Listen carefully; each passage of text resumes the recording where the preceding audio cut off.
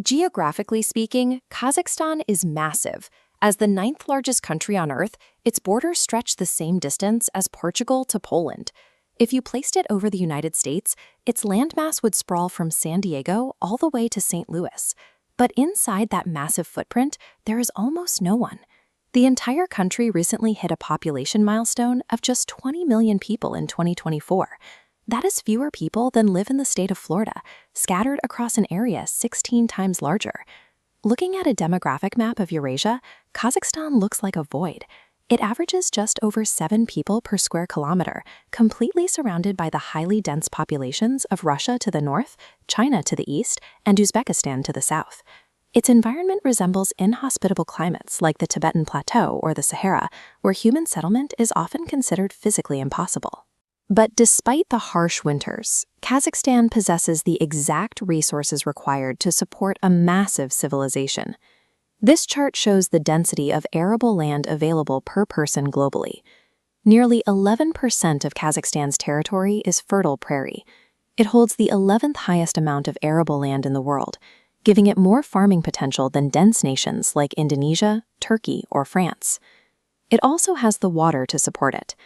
The country possesses about 108 billion cubic meters of renewable freshwater resources per year, fed by major arteries like the Sirdarya River, which carries glacial meltwater straight through the plains. Mathematically and geographically, Kazakhstan has the capacity for a much higher population.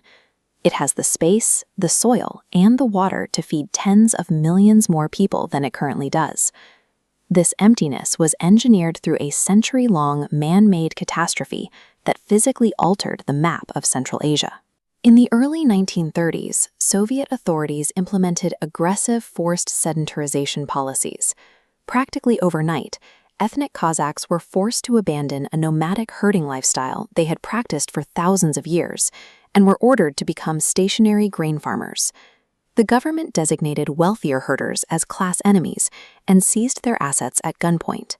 Between 1930 and 1931, the state confiscated at least 1/3 of the region's grain and livestock to feed urban centers like Moscow, trapping desperate Kazakhs in an inescapable zone of starvation.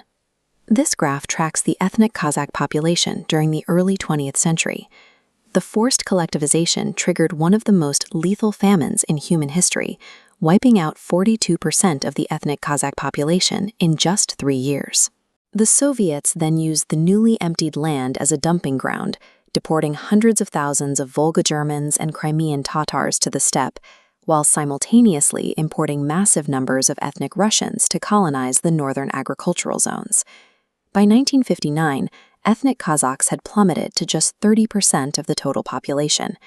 Through mass death and forced migration, the Russian and Soviet empires effectively replaced the native population. The authorities broke the land just as aggressively as the people. In the 1950s, the Virgin Lands Campaign rapidly overplowed the northern prairies to maximize wheat yields. This stripped away the topsoil, causing rampant wind erosion and pushing 60% of the available pasture into stages of desertification. Farther east, the Soviets established a top-secret territory the size of Slovenia, called the Polygon. For 40 years, they used this land as a radioactive sandbox, detonating 456 nuclear bombs and exposing an estimated 1.5 million people to direct radiation. To the south, Soviet planners decided to grow water-intensive cotton in the middle of the Uzbek desert. To irrigate it, they diverted the 2 primary rivers that fed the Aral Sea, once the 3rd largest lake in the world.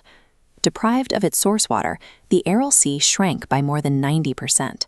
The exposed lakebed turned into a toxic desert. Northerly winds kicked up the leftover salt and pesticides, blowing them onto nearby farms and coating the region's mountain glaciers, causing them to melt 12 times faster than normal. The final blow hit in 1991. When the Soviet Union collapsed, millions of previously relocated Russians, Ukrainians, and Germans immediately packed up and returned to their ancestral homelands. Concurrently, severe economic instability caused the local birth rate to crash. In its first decade of independence, Kazakhstan inherited a deeply scarred demography, living atop a poisoned, rapidly deteriorating landscape. After decades of decline, the population bottomed out in 2002. From there, the numbers finally began trending upwards, with the country crossing the 20 million resident threshold for the first time in 2024. This recovery is driven largely by the ground itself. Foreign companies poured over $370 billion into developing the country's vast uranium reserves and offshore Caspian oil fields, including the single largest oil field discovered anywhere in the last 30 years. This sudden influx of foreign wealth stabilized the economy. As GDP grew, so did the fertility rate among ethnic Kazakhs, rising to over 3.3 children per woman. Today, 40% of the country is under the age of 25, making Kazakhstan one of the youngest populations globally. After a century of relentless erasure and ecological ruin, the physical borders of Kazakhstan are finally beginning to fill back up with life. Yet the legacy of colonization still poses a severe geopolitical danger. Roughly 3 million ethnic Russians still live in Kazakhstan today, heavily concentrated in a belt along the country's northern border. Modern Russian leadership frequently uses this demographic reality as leverage. Both Vladimir Putin and former President Dmitry Medvedev have publicly questioned Kazakhstan's historical statehood and its sovereignty over those northern territories. It is the exact demographic argument Moscow used to justify its invasions of Georgia and Ukraine. For Kazakhstan, the fear that Russia might use its ethnic diaspora to militarily dismember the country is an imminent daily threat. To survive, Kazakhstan executes a high-wire balancing act. The government remains inside Moscow's military alliance to appease the Kremlin, while simultaneously diluting the northern population by resettling ethnic Kazakhs there, all while selling billions in oil to a Western world currently boycotting Russia. This vast emptiness remains a profound historical scar, one the nation is desperately trying to outgrow before history has a chance to repeat itself.